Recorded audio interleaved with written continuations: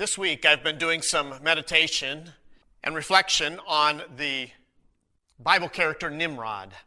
And what I'm starting to see as I meditate on this passage this week is that I see a spirit of Nimrod in our nation. I want to remind you Genesis 10 verses 8 through 10 as an introduction here to Nimrod, but I also want to be reminded of the account in chapter 11, the Tower of Babel.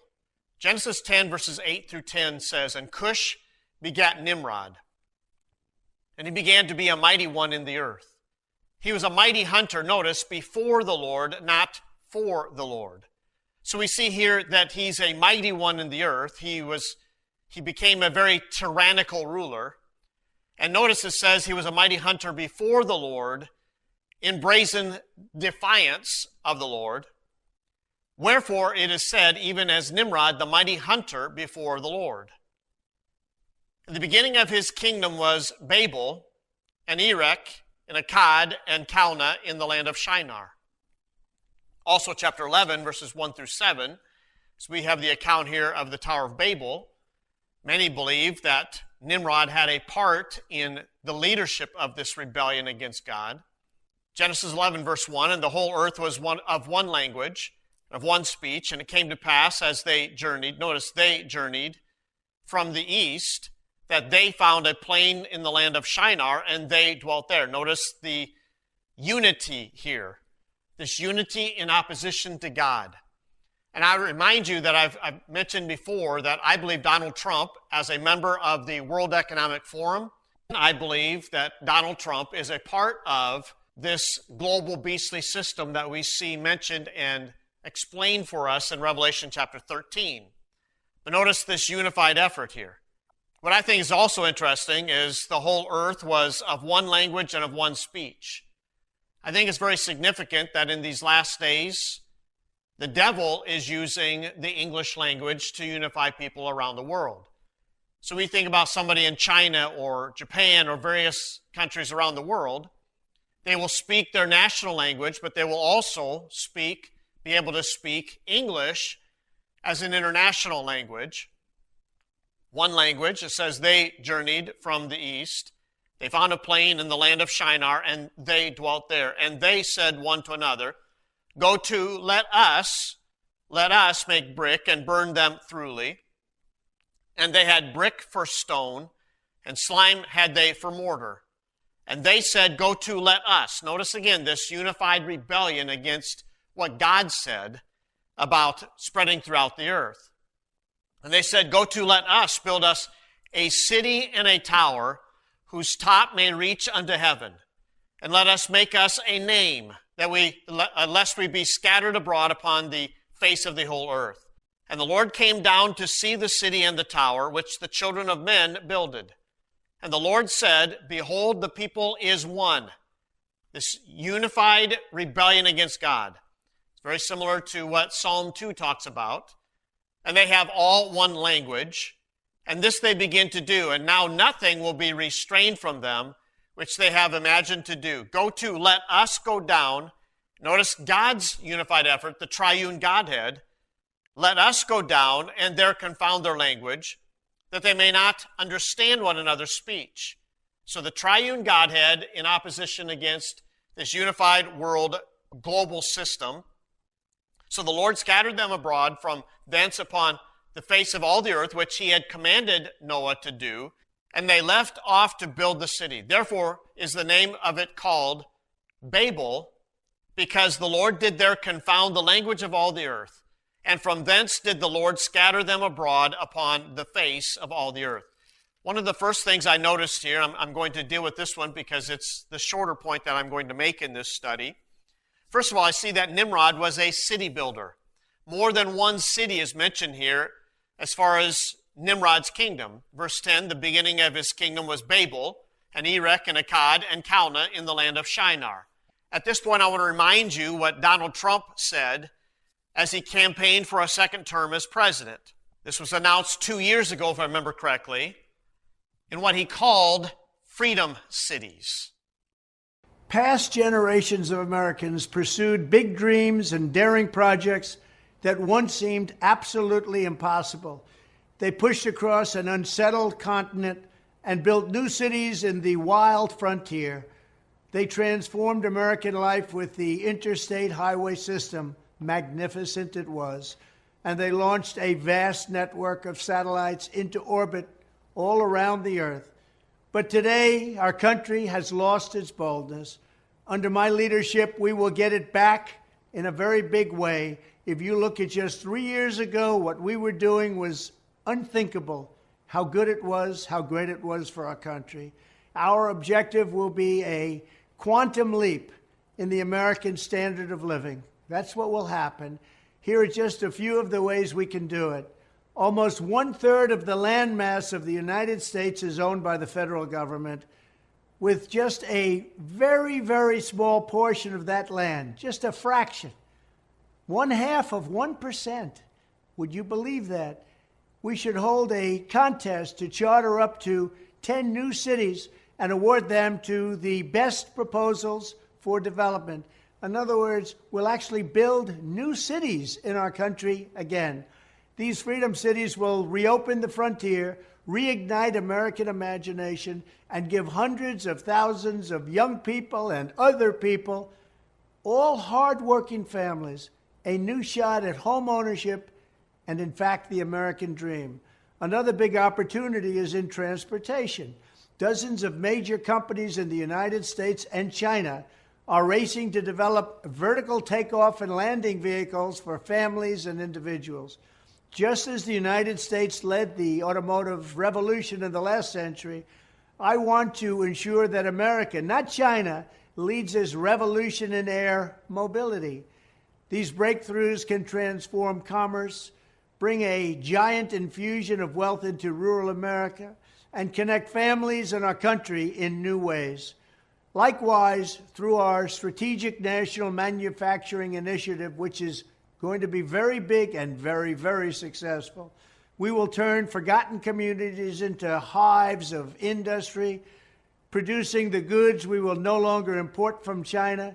We will also have a major initiative on lowering the cost of living with a special focus on lowering the cost of a new car and lowering the cost to build a single-family home. And they will be beautiful homes. And I will ask Congress to support baby bonuses for young parents to help launch a new baby boom. Finally, I'll challenge the governors of all 50 states to join me in a great modernization and beautification campaign, getting rid of ugly buildings, refurbishing our parks and our public spaces, making cities and towns more livable, ensuring a pristine environment, and building towering monuments to our true American heroes.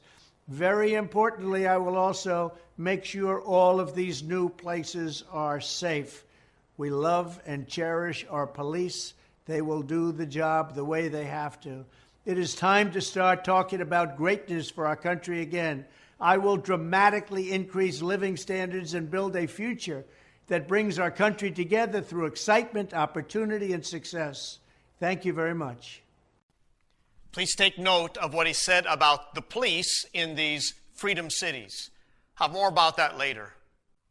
I want to focus on the statement that Nimrod began to be a mighty one in the earth. Again, a tyrannical ruler, powerful. But it says he was a mighty hunter before the Lord. I remind you that 2 months ago, according to an executive order on September 5th, the Department of Defense was renamed to the Department of War. And following is the audio that was the official White House announcement of this change on September 5 of this year. We have the strongest military in the world. We have the greatest equipment in the world. We have the greatest manufacturers of equipment by far. This name change is not just about renaming, it's about restoring. At your direction, Mr. President, the War Department is going to fight decisively, not endless conflicts. It's going to fight to win, not to lose. We're going to go on offense, not just on defense. Maximum lethality, not tepid legality. Violent effect, not politically correct. We're going to raise up warriors, not just defenders. So this War Department, Mr. President, just like America, is back. Thank you for your leadership and your clarity. We're going to set the tone for this country. America first, Peace through strength, brought to you by the War Department.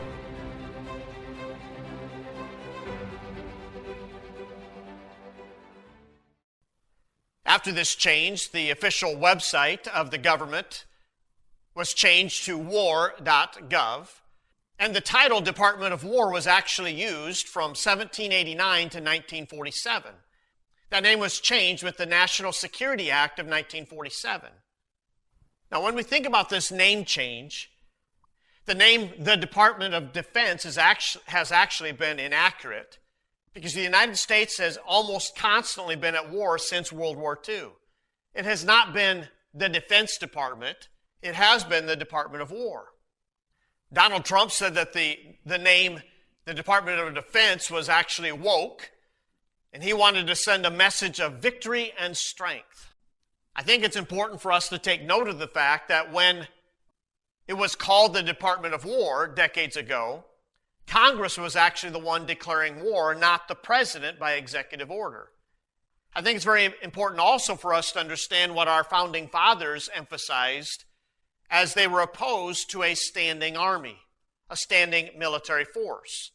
James Madison has been quoted as saying, "A standing military force with an overgrown executive will not long be safe companions to liberty." I believe we see that coming true right before our eyes. What I want for us to see in this study is that Donald Trump has actually become a mighty one in the earth, a mighty hunter before the Lord. I want to begin with an example and remind you a little bit of history back to January 3, 2020, as President Trump made an announcement of an act that he ordered according to his own statement. Well, thank you very much and good afternoon. As president, my highest and most solemn duty is the defense of our nation and its citizens. Last night, at my direction, the United States military successfully executed a flawless precision strike that killed the number one terrorist anywhere in the world, Qasem Soleimani. Soleimani was plotting imminent and sinister attacks on American diplomats and military personnel, but we caught him in the act and terminated him. Under my leadership, America's policy is unambiguous to terrorists who harm or intend to harm any American. We will find you. We will eliminate you. We will always protect our diplomats, service members, all Americans, and our allies. For years, the Islamic Revolutionary Guard Corps and its ruthless Quds Force, under Soleimani's leadership, has targeted, injured, and murdered hundreds of American civilians and servicemen. The recent attacks on U.S. targets in Iraq, including rocket strikes that killed an American and injured 4 American servicemen very badly, as well as a violent assault on our embassy in Baghdad, were carried out at the direction of Soleimani. Soleimani made the death of innocent people his sick passion, contributing to terrorist plots as far away as New Delhi and London. Today we remember and honor the victims of Soleimani's many atrocities, and we take comfort in knowing that his reign of terror is over. Soleimani has been perpetrating acts of terror to destabilize the Middle East for the last 20 years. What the United States did yesterday should have been done long ago. A lot of lives would have been saved. Just recently, Soleimani led the brutal repression of protesters in Iran, where more than 1,000 innocent civilians were tortured and killed by their own government. We took action last night to stop a war. We did not take action to start a war. I have deep respect for the Iranian people. They are a remarkable people with an incredible heritage and unlimited potential. We do not seek regime change. However, the Iranian regime's aggression in the region, including the use of proxy fighters to destabilize its neighbors, must end, and it must end now.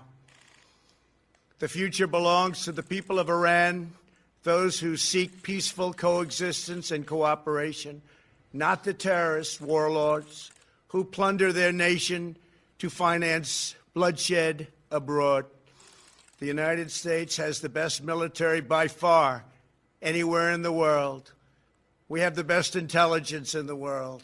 If Americans anywhere are threatened, we have all of those targets already fully identified, and I am ready and prepared to take whatever action is necessary. And that in particular refers to Iran. Under my leadership, we have destroyed the ISIS territorial caliphate. And recently, American Special Operations Forces killed the terrorist leader known as al-Baghdadi.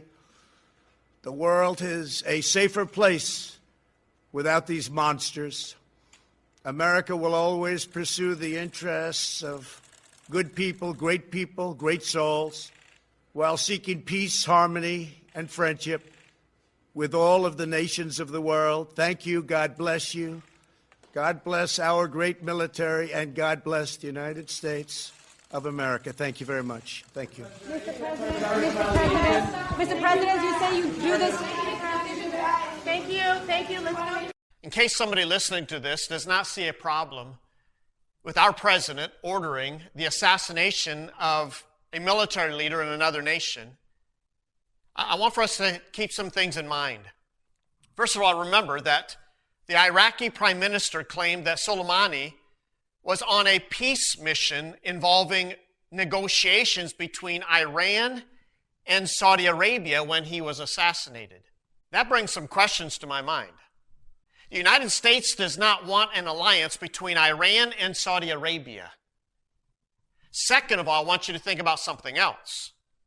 Since when is our president, since when is our military the judge, jury, and executioner of a leader of another nation? If indeed Soleimani was responsible for terrorist attacks that killed Americans, why did we not capture him instead of assassinating him so that he could be brought to justice before an international criminal court? But there's a third matter on for us to consider also. So we're assassinating terrorists from other nations like Iran. But in contrast, there has never been any justice for Israel's attack on the USS Liberty back in the 1960s, in which our military personnel were killed. And the obvious goal was to sink the USS Liberty so that there would be no survivors. We're a little selective in our dealings with terrorists. Another example I want to mention here in relation to him being like Nimrod, our president being like Nimrod, as a mighty hunter before the Lord, is the indiscriminate ICE roundups that his administration has been conducting. During his campaign for re-election, Donald Trump cited Eisenhower's deportation operation from the 1950s. Some say that Trump is using that same plan. If I remember correctly, it was called Operation Wetback. By the way, it's very interesting that we should keep in mind red state governors like Texas and Florida and others were busing illegal immigrants to Democrat-controlled cities during the Biden administration. Instead of arresting them and sending them back home. So now that we have all of this immigration problem, we have Republican governors that were aiding the immigration issue by sending them to these Democrat-controlled cities. Immigration and Customs Enforcement, commonly known as ICE, recently bought access to a surveillance software program that provides location data from hundreds of millions of devices. Catch what I just said there. Hundreds of millions of devices are being tracked by ICE. I don't think we have hundreds of millions of illegal immigrants in the United States. And what's very important for us to remember is that the ICE main database was built by Peter Thiel's Palantir. So I believe the obvious question we need to think about is, so ICE is only focused on illegal immigrants? This program also searches social media for information for building profiles. This was formerly known as Cobwebs, and now it's called Penlink. And what's very interesting is Penlink is an Israeli company. Their programs include Tangles and Weblock. So literally what is taking place because of this system that ICE now has is spying without an official warrant. This software has also been implemented in the DEA, the Drug Enforcement Administration, the Texas Department of Public Safety, county sheriff's offices, and city police departments. Prior attempts to do this location monitoring was determined to be illegal by our court system. This was during Trump's first term as president. Then on September 25th, the National Security Presidential Memorandum 7 was issued. This is also known as a national strategy to counter domestic terrorism and organized political violence. It includes the Department of Justice, the FBI, the Treasury Department, and the IRS. The purpose and agenda of this memorandum was to investigate and disrupt networks, entities, and individuals deemed to foment political violence even before violent acts take place. Did you catch that? I want to emphasize this again. This is the purpose and agenda of this memorandum from Donald Trump, our president, to investigate and disrupt networks, entities, and individuals deemed to foment political violence even before the violent acts take place. That is profiling. That is called pre-crime screening. That is part of the system that ICE now owns. What is included in this memorandum is anti-Americanism, anti-capitalism, anti-Christianity, and civil disorder. What I want you to catch is that definitions are broad and vague. Also included in this is extremism related to race, gender. Okay, you think about the anti-LGBTQ. So extremism related to race, gender, and migration. Also, this memorandum wants to dismantle left-wing terrorism. Even the ACLU says that this is wrong. This memo targets nonprofits, activists, and political opponents under the guise of national security by reviewing tax-exempt status of organizations suspected of indirectly financing political violence and refer them for prosecution if necessary. Attention, 501c3 churches and ministries.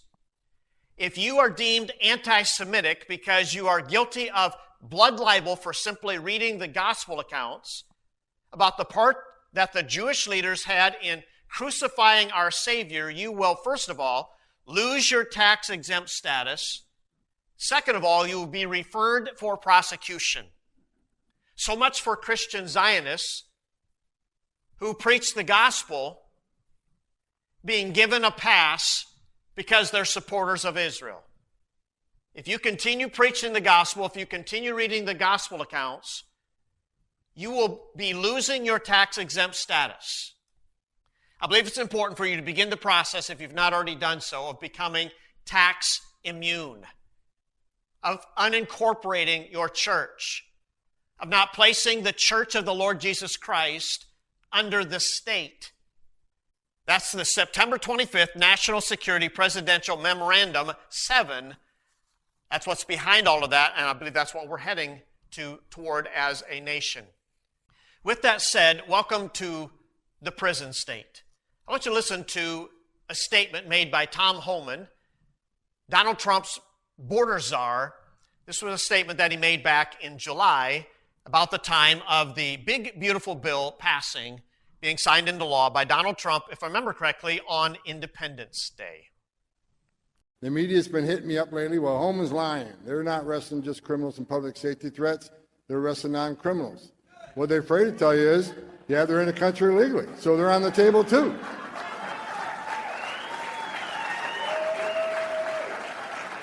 So I was with the president yesterday during the big, beautiful bill ceremony at the White House, and he made a mistake and let me to the microphone. We need that big, beautiful bill passed. Come listen to me. I'm telling you right now, they pass that bill, we're going to have more money than we ever had to do immigration enforcement. You think we're arresting people now? You wait till we get the funding to do what we got to do.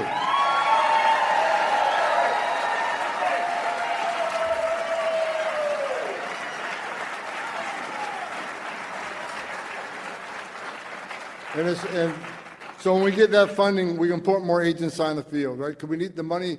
It's going to help us hire more contract help. So there shouldn't be a badge and a gun sitting at a desk doing keystrokes with some administrative duty. That should be a contractor. The badge and gun needs to be on the street looking for those national security threats and public safety threats. So that's going to give us more boots on the ground. It's going to give us more beds. This morning I looked at the beds. We got about 1,400 empty beds. 1,400. We'll fill them by tomorrow. So we're playing this chess game. We got to move people out and put people in. No, we need 100,000 beds so I can fill 100,000 beds, and we're going to move them as fast as we can. But we need more beds so we don't. In the morning we say, okay, well we only got this many beds, so let's only arrest this many people. No, we should be coming to work every day saying, get everybody you can get, and we got the bed waiting. That's where we need to get to. And at this point, I want to clarify that I am not for open borders. The problem I have is the inconsistencies as far as the enforcement of this. As I've already mentioned, Republican states sending immigrants to Democrat-controlled cities. Also the inconsistency, for example, of the Pope living in a walled city having a problem with border control. There's so many inconsistencies in the enforcement of some of these things. But as far as the big ugly bill that was signed into law on Independence Day, it delivered $170 billion for border and immigration enforcement. Included in this was a fourfold increase in the detention budget. Also adding 10,000 more agents, as was mentioned by the border czar. ICE became the best funded federal law enforcement agency in American history. More than the FBI, the DEA, and the Bureau of Prisons combined. But here's what I want you to think about, and this was mentioned in an article that I read. Supply creates demand. Okay, you increase the prison system. You increase the ICE detention centers. I want you to consider that when that takes place, supply is going to create a demand. It's going to create a demand for more people to be arrested and taken in to these detention centers. Stephen Miller, along with Homeland Security Secretary Kristi Noem, demanded 3,000 arrests a day in May. I want you to consider what they're doing is they're establishing quotas. And when you establish quotas, there's going to be some inconsistency in the enforcement of these laws. In comparison to February to April, they were tripling the daily arrests with this declaration in May. And as I've read, some of what happened with this is that American Latino citizens were arrested along with others. Warrantless searches and arrests took place. And as I was doing some study on this, I followed a link to Track Immigration, T-R-A-C, Immigration. And here's some statistics that were mentioned on this website. Almost 60,000 were in detention on September 21st. 71.5% of detainees have no criminal convictions on their record. Some have been working in their communities for decades. 181,000 are monitored through ISIS programs. Basically, what has happened with the government shutdown, a lot of these things have been delayed, at least in some part. According to Lauren Brooke Isand, if I remember correctly is her last name, who's with the Brennan Center for Justice, 90% of people in immigration detention are in private prisons. Catch that. In private prisons. In other words, that means large profit to these private prisons. Here's another matter of concern as far as the spirit of Nimrod in America. Bombing of fishing boats from Venezuela. From what I've read, there have been no arrests to inspect these boats for drugs. So in other words, you bomb the evidence so no one can confirm whether they are drug boats or not. Trump says his plan is to liberate the people of Venezuela. Well, that sounds like the same story that we heard about Vietnam, Iraq, Afghanistan, Libya, Iran, and on the list goes. Need to Know News, October 29, asked the question, why is Trump provoking regime change wars that go against America's interests? As of October 29, I've not confirmed the difference of this amount. At least 7 boats from Venezuela have been bombed indiscriminately. 60 people have been killed. That means this is anti-crime activity involving executions. There's no collecting of evidence for conviction of criminals. Listen to Rand Paul's assessment of this as he was interviewed by Piers Morgan a while back. Number one, there is no fentanyl made in Venezuela. Not just a little bit, there's none being made in Venezuela. These are outboard boats that, in order for them to get to Miami, would have to stop and refuel 20 times. They're in all likely going to Trinidad and Tobago, which is an island right off of the coast of Venezuela. So there's a lot of reasons to be worried about this. But number one is the broader principle of when can you kill people indiscriminately? When you're at war. That's why when we declare war, it's supposed to be done by Congress. It's supposed to be thoughtful. It's supposed to be debated. And we're not supposed to do it willy-nilly. And then when you have war, you just kill people in the war zone. And even then there are rules of engagement. But interdicting drugs has always been a criminal activity and a criminal anti-crime sort of activity where we don't just summarily execute people. We actually present evidence and convict them. As I've read, most drugs come from Mexico, China, and Colombia, not Venezuela. There have been no United States or UN reports that have identified Venezuela as a significant source of drugs. The obvious decades-long purpose of this is regime change, a regime change war. Marco Rubio's agenda for years. In fact, Donald Trump, I've read, rejected an agreement with Maduro for a stake in oil, mineral, and gold rights. On October 29, the Gray Zone had a short summary of the whole situation related to the so-called drug smuggling, the drug trafficking out of Venezuela. The U.S. is preparing to go to war with Venezuela. They just deployed the world's largest warship, the USS Gerald Ford, right off the coast of Venezuela. And that ship is joining 8 other warships, a nuclear submarine, a dozen F-35s, and about 10,000 troops. The U.S. is accusing the Venezuelan government of directing a gang called Tren de Aragua to traffic drugs into the U.S. and regularly compares to Al-Qaeda. They've even gone as far as bombing speedboats leaving Venezuela, saying that they're part of this drug trafficking operation. Here's why you should be skeptical of that. Tren de Aragua was virtually unknown until last year when a news story came out about an apartment complex in Aurora, Colorado called the Edge at Lowry. The Edge at Lowry was owned by a guy named Zev Bumgarten, who had a reputation of buying old buildings, letting them fall apart, building new ones on top of them, and then jacking up the rent. And he was doing the same thing to the Edge at Lowry, and local officials were getting on his case. So he hired a PR firm called Red Banyan to change the narrative. Red Banyan's strategy was to deflect the blame. So they started sending out stories to local and national media about how this landlord had been shut out from his own apartment because it got taken over by Venezuelan gangs. And the Trump campaign in 2024 jumped on this story, found one of the tenants, Cindy Romero, and started having her campaign by giving speeches and even testifying in front of Congress saying how this gang had ruined her life. Trump cited her apartment multiple times in presidential debates and even promised to name his deportation operation Operation Aurora. Upon taking office, we will have an Operation Aurora at the federal level to expedite the removals of these savage gangs. And even though the Aurora police actually came out and said that the apartment wasn't taken over by gangs, people like Elon Musk got wind of the story, and overnight, Tren de Aragua became a household name and an existential threat to American life. The president of Venezuela, Nicolas Maduro, actually raided the headquarters of Tren de Aragua way before Trump ever started talking about Tren de Aragua. And U.S. intelligence actually agrees that Tren de Nicaragua has no connection to the Venezuelan government, something that the Trump administration has tried to misrepresent. Ironically, it's U.S. policy that made Nicaragua powerful. When the Trump administration put sanctions on Venezuela's oil industry in 2017, it destroyed the Venezuelan economy and created a mass migration crisis. So Trump could probably end Nicaragua as we know it by just ending the U.S. sanctions. The U.S. has been trying to overthrow the Venezuelan government for decades, and every time they do, they use some humanitarian excuse like human rights or democracy to justify it. This time, their excuse is drug trafficking, and Nicaragua is the boogeyman.